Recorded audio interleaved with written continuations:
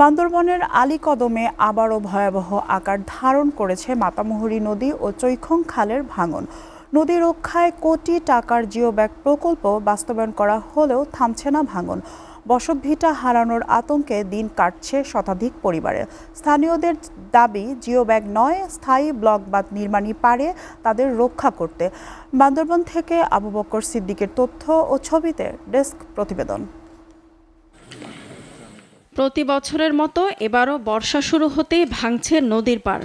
বান্দরবনের আলীকদমের পশ্চিম বাগানপাড়া ও মংচিং হেডম্যান পাড়া এলাকায় মাতামুহুরী ও চৈখং খালের স্রোতে বিলীন হচ্ছে চারপাশ।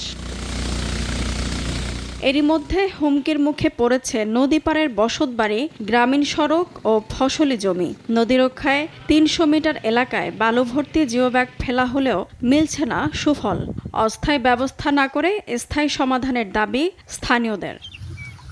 ভাঙনের মুখে অনেকেই ঘরবাড়ি সরিয়ে আশ্রয় নিচ্ছেন নিরাপদ স্থানে।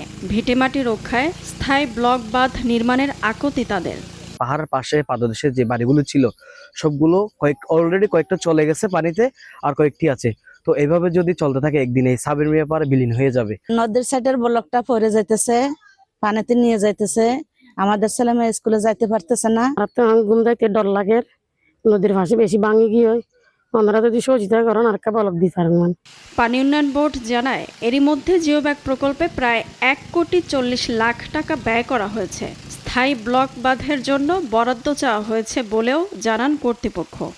এই ভাঙনগুলো স্থায়ীভাবে প্রতিরোধ করার জন্য আমরা পুরো বান্দরবন জেলাকে নিয়ে আমরা একটি প্রকল্প প্রস্তাবনা তৈরি করছি, যেখানে আপনার সাঙ্গু নদীতে এবং মাতামুহুরী নদীতে যে ভাঙনগুলো আছে সেগুলো ব্লক দ্বারা প্রোটেকশন করা হবে।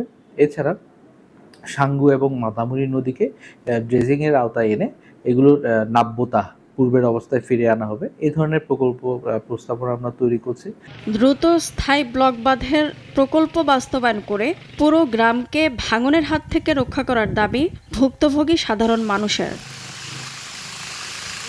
SATV news desk.